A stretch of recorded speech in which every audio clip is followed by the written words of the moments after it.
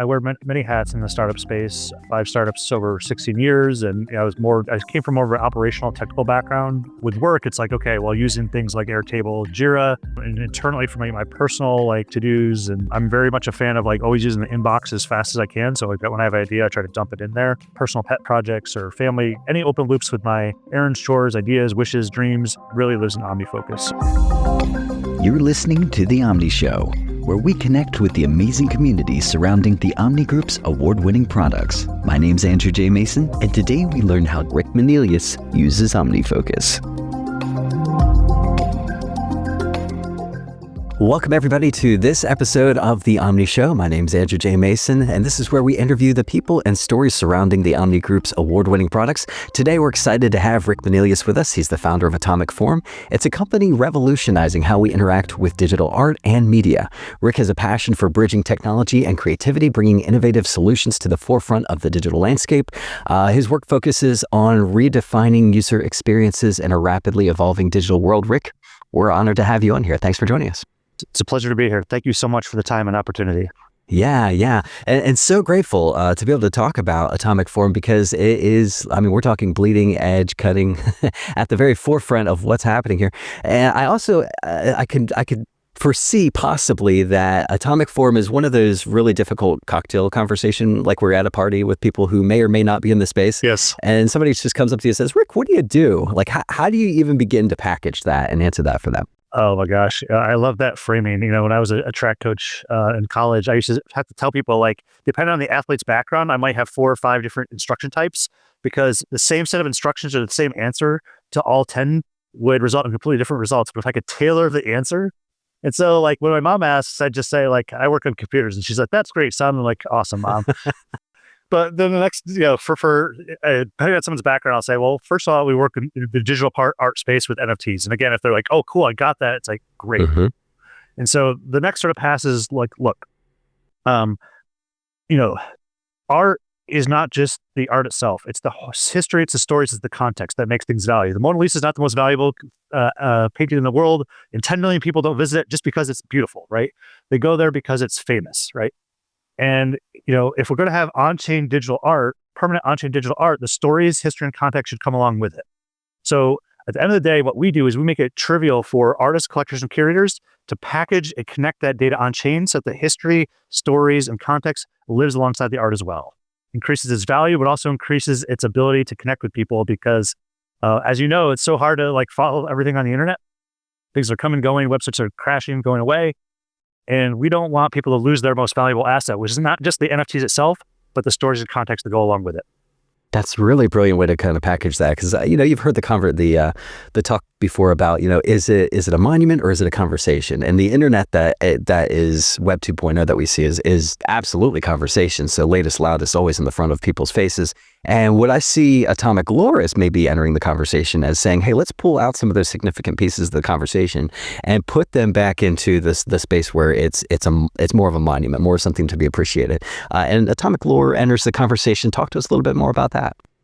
Yeah, that's exactly it. One of the hardest parts about Web3, NFTs, and crypto, obviously there's the whole, there's scams and there's, money, and people get very allergic to that. But once you get past that barrier, they're interested, they're curious. It's like, well, how do you get started, right? And it's very ephemeral, social media, TikTok, X. If you're not very online and very much watching the pulse of it, you feel like you can never catch up. And one of the most beautiful things that we've been able to do is create these time capsules, these communal memories by which you can kind of relive the experience. We kind of think of time hop. You could bring someone new and say hey, here was the 30-day period where this drop happened, where all these big artists and all these big brands were talking about this and all the hoopla, all the energy, all the conversation. And you have a permanent sort of capture of that experience, that moment, that energy. And a lot of these artists will drive people to our site because they're like, I want people to relive that same experience. I want people to be able to see what it was like to be there. And since it's permanent on chain and growing, you'll have multiple sort of time capsules as these pieces occur around the world, as they go to different shows, as different things occur.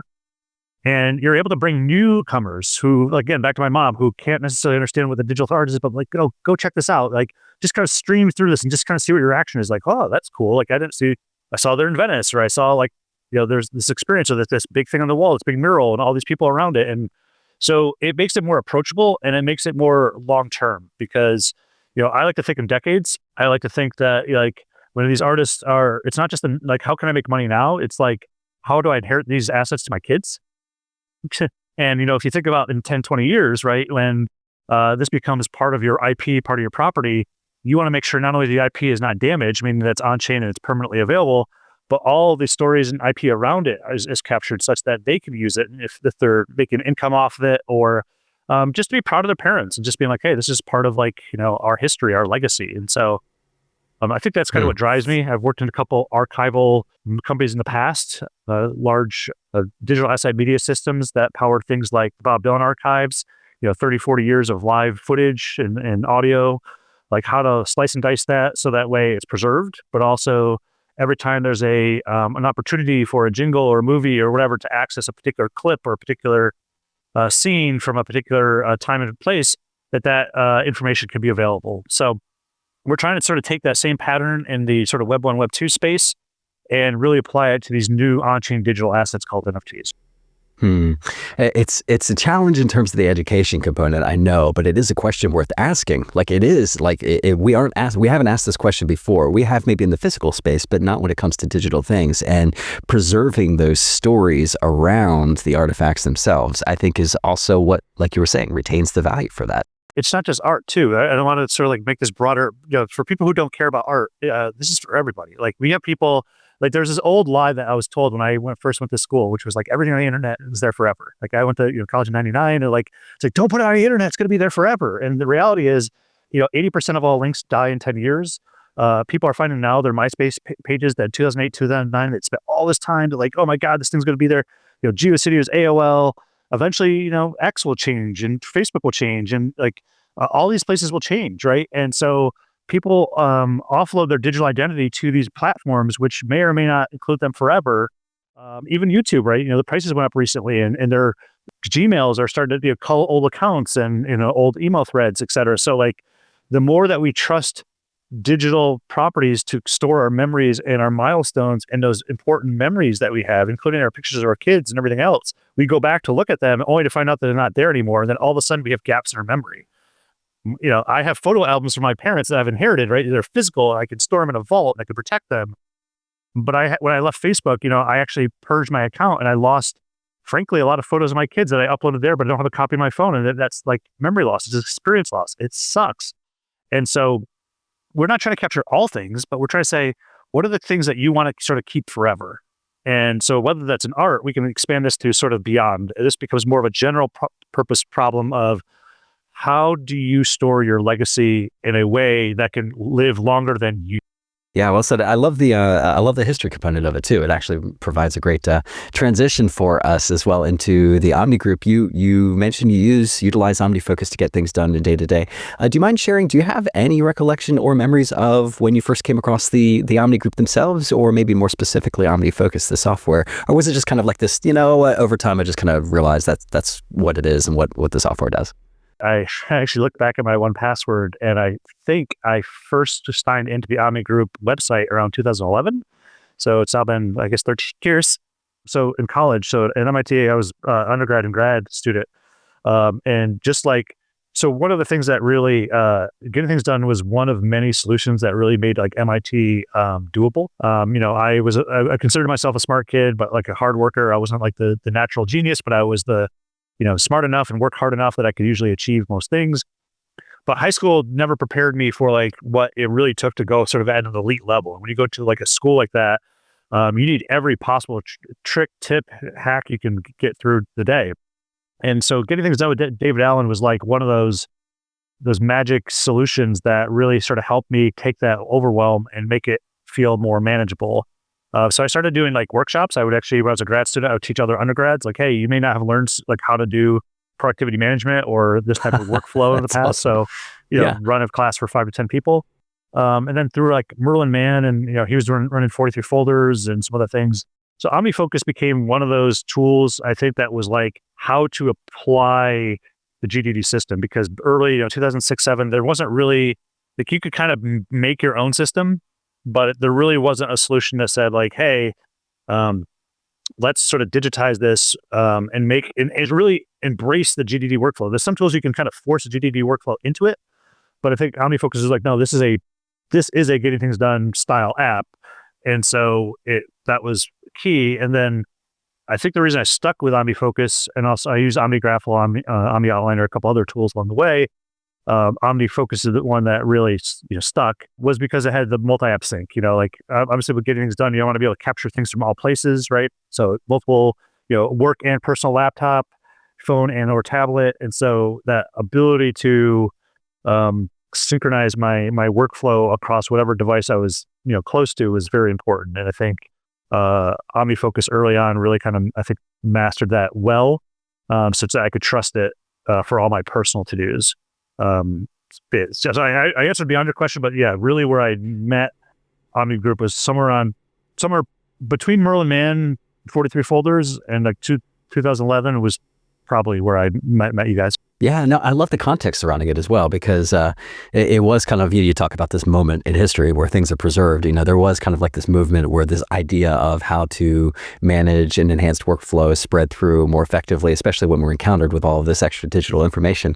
For somebody that maybe finds themselves in that space where their responsibilities are expanding maybe, or they want to take on more, but they haven't really quite figured out, the next step, hack, trick, whatever to do it. Doesn't have to be GTD, doesn't have to be OmniFocus related, but do you have any kind of good first go to, like, hey, if you're really trying to take like a next step in the direction of expanded responsibility, you're trying to apply yourself, but for somebody that is just looking for a good or, multiple first steps that like biggest bang for your buck, lowest hanging fruit, what would you suggest for them?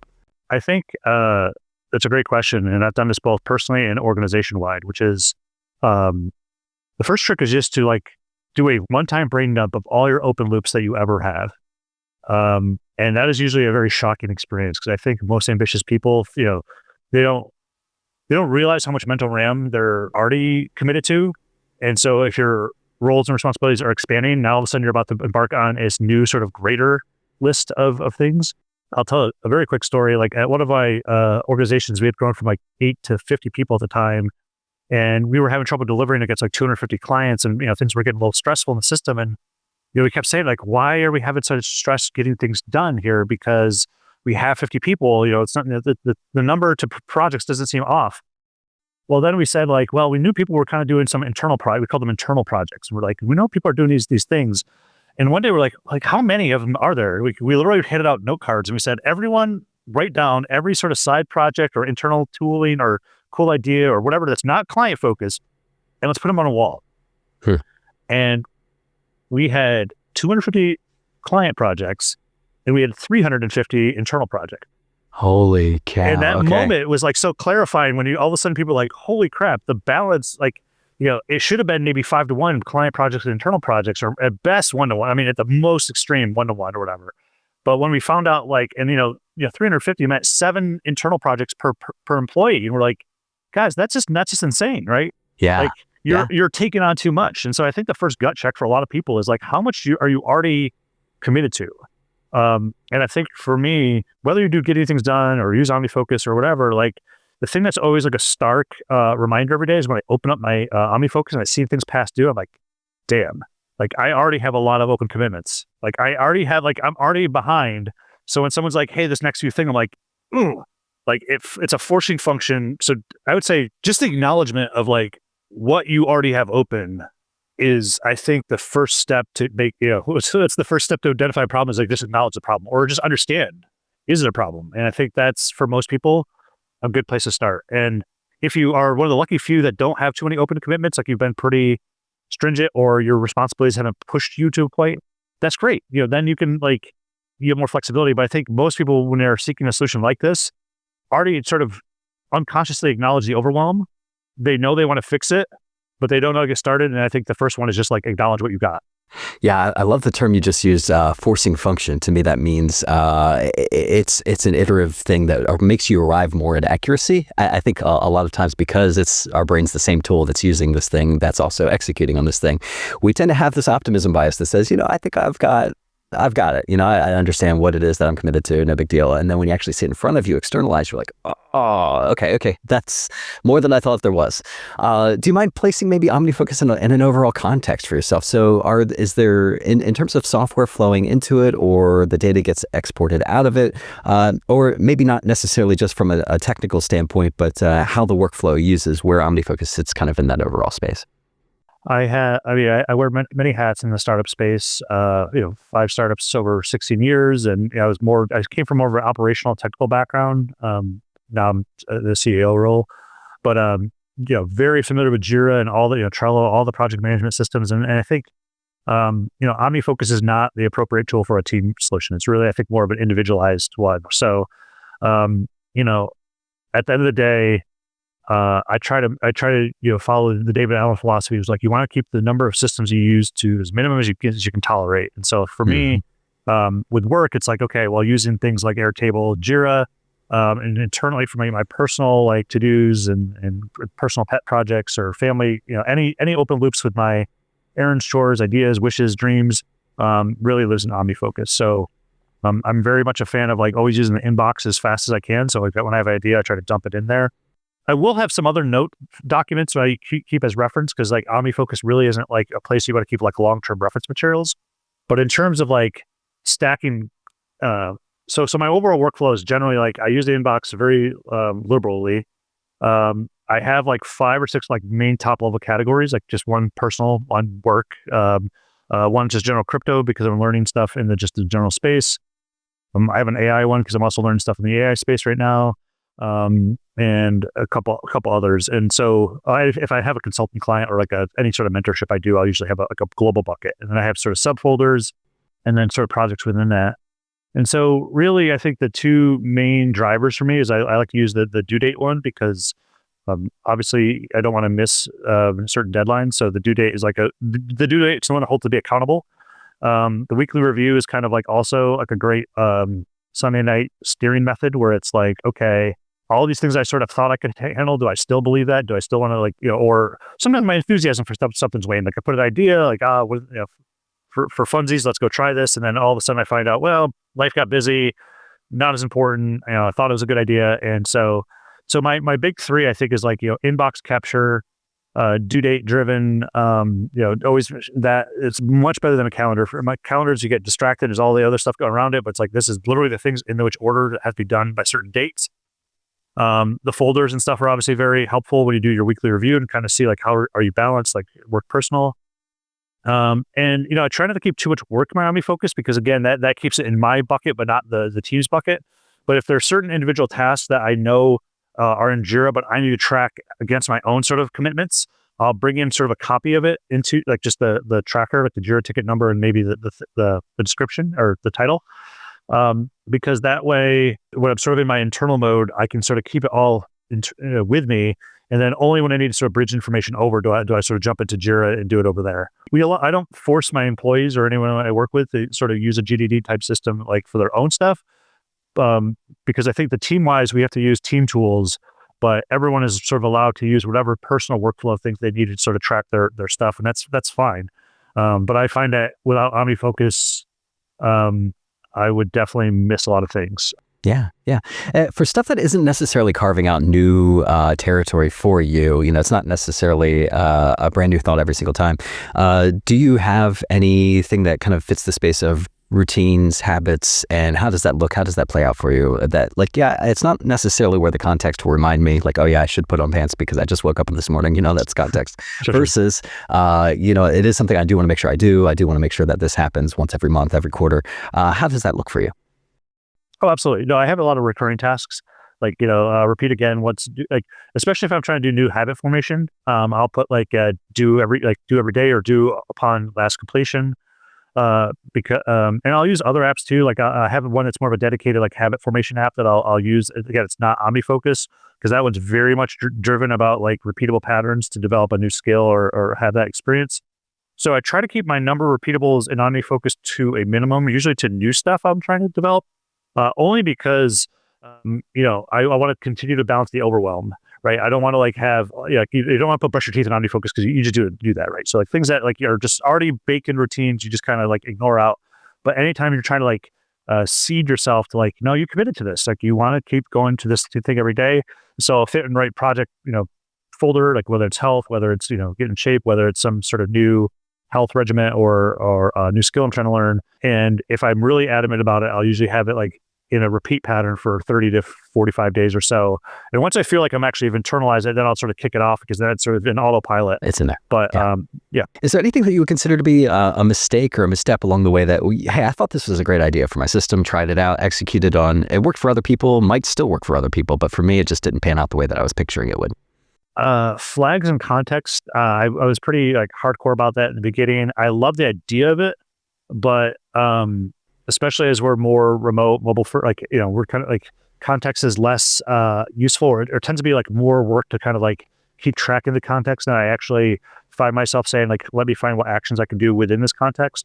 So I would say I was more successful until my responsibilities grew. And then as they grew, like adding that layer or managing that layer stopped adding value to me. But there is value in doing the weekly review of going project by project. Like I stopped doing it for a while. Honestly, it was I kept thinking maybe I don't need it. And then one day, about a year and a half ago, I started to go through like the weekly review function, like, oh crap, there's a lot of things I kind of filed here without due dates. And I'm like, it's just sitting, I mean, literally again, it was like some of that moment of like re-putting the index cards on the wall is like, oh crap, there's a lot of stuff here that just kind of got tucked into corners and whatever. And I had to kind of like take a 4-hour period to kind of like, okay, let's either re-engage or delete it. Either it's not important and I need to get rid of it, or, really recommit and get this commitment done. And so one thing is like context doesn't seem as valuable to me anymore, but weekly reviews, I think I thought I was past, but really when I started re-adding it back into my life, I was like, the weekly review is very important. I need to kind of like force myself to go through those buckets again.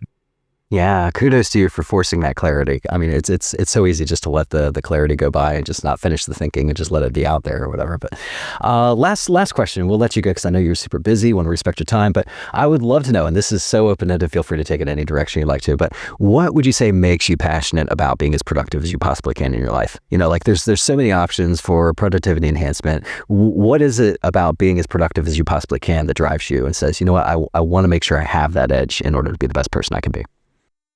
Yeah, it's interesting. I don't think I had that drive, growing up, but I think when I got to MIT and, I saw, what's possible. And it's I think everyone's born with gifts or opportunities to like achieve, whether it's your, personal skills that you have or talents, et cetera. And it's like, I don't know, like I just find the world so beautiful and fascinating and fun and interesting. Like I'm never bored.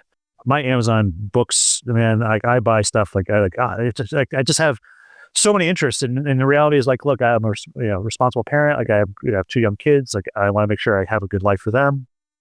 I want to both ensure that I meet my obligations as a provider, but also like that I get to go have these experiences as a person, like both things I want to learn, things I want to do, things I want to experience, and a lot of that is like being able to achieve things, like being able to like learn new topics. So that way, if I go scuba diving, like I can do it well, or if I want to start learning a new hobby or explore new interests, like there's just so much interesting things in this world and we get one life to experience it. So I want to be productive so I can get the things done I need to get done so I can get to the fun stuff that I want to do. Beautifully said. I mean, speaking of artifacts that are preserving moments in time, I'm so grateful for this one. So thank you, Rick. I really do appreciate that. And honestly, well thought out answer and conversation. If folks are interested in finding out more about Atomic Form, what you're involved with, what you're up to, and they just kind of want to orbit in your space, how can they do that? Yeah, the best place for me is I live and breathe on X. So x.com/Rick Manelius, Manelius for me personally. And then x.com/Atomic Form, all one word. We are very prolific. We engage a lot with the art collector, curator community. And then you can obviously go to our website, atomicform.com. And you also, one more thing we didn't want to forget too, is you wrote a book as well. Is that true? Absolutely. It's called Save Your Startup. I just published it last year. The inspiration is I've been a mentor for various accelerators, specifically Techstars. I've done like 4 or 5 cohorts. Been a mentor and advisor to a lot of other startup founders.